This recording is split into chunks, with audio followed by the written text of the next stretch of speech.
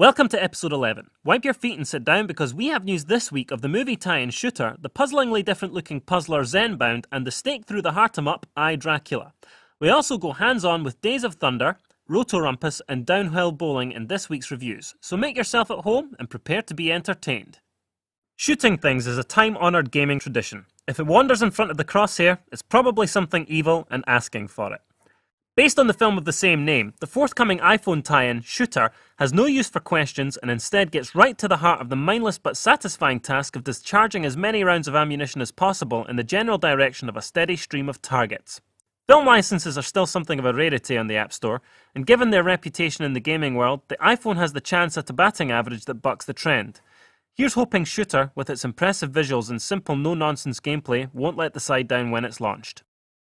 Moving on, and something the iPhone has no shortage of, is puzzle games, which is presumably why Zenbound is opting for such pretty packaging. It's not like Zenbound has many direct competitors, mind you, given that the gameplay mostly concerns wrapping blocky animal shapes in a length of rope. There are some very unique sound effects promised too, which should complement the beguiling visuals and unique gameplay.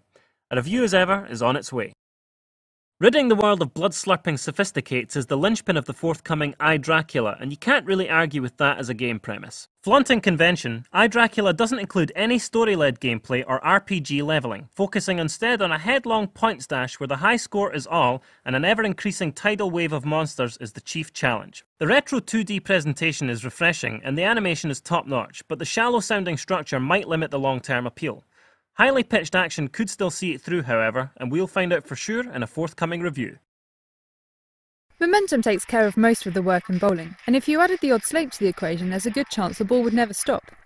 That's exactly what downhill bowling is all about. Putting you in charge of a ball, charging through 10 roller coaster-like levels, you direct it by tilting your handset, smashing through a series of pins as you go. Descending each hill are coins that add up to your point total, and along the way you also come across objects and power-ups that can either give you a boost or place a stumbling block in your path. The combination of the two means that you either knock down scores of skittles or end up slipping into the gully. The later levels usually involve a combination of the two, but at the outset downhill bowling focuses on your speed and the angle you take, which is fun and challenging. Slowdown rears its head occasionally, and it's possible to get trapped in the game's chasms with a restart being the only means of escape. As such, downhill bowling is something of a rough diamond, but for such a simple idea you'll have a ball playing it. Ruto Rumpus hands you the opportunity to adopt the thankless role of a futuristic courier, where the aim is to transport the white cubic cargo to its intended destination, a throbbing green cube. As explained very clearly by your boss Sarah, movement is strictly regimented, as your cube can only move towards cubes it is directly in line with, which are helpfully illuminated.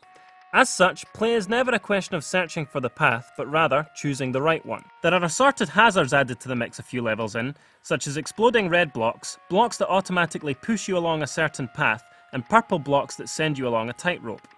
The challenge comes in knowing that you cannot retrace your steps to pick the right solution should you stray from the correct path, which encourages thoughtful planning over trial and error. The touchscreen controls are intuitive, and the stark presentation and pleasant incidental electronica make for a package that lets the solid, well-paced gameplay breathe. Despite its potential to deliver mind-manglingly complex spatial teasers, Roto Rumpus offers a relatively tame challenge, and a tweaking of the difficulty would definitely help it compete among the App Store's ever-expanding curriculum of grade A puzzlers. For a bespoke iPhone puzzle game that's pleasantly executed and original, however, Roto Rumpus is a very fine offering indeed. Lightning comes before thunder, and movies usually before games. It just doesn't normally take 2 decades. You can't stop thunder though.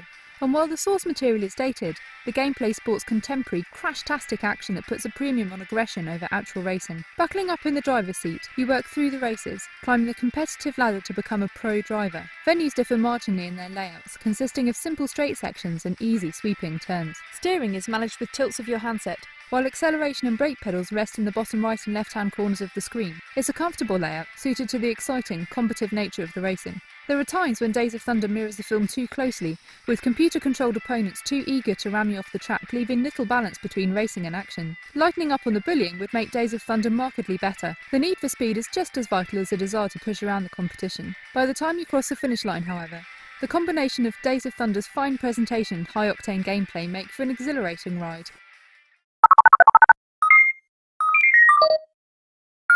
Thanks for watching the Pocket Gamer iPhone Gaming Podcast. If you're looking for more iPhone gaming news, reviews and features, you can download the Pocket Gamer iPhone application from the App Store. Or just point your Safari browser at www.pocketgamer.co.uk/iPhone. Better still, why not subscribe to this very podcast, which can be found under Games and Hobbies in the podcast section of iTunes. That's it for now, so until next time, happy pocket gaming.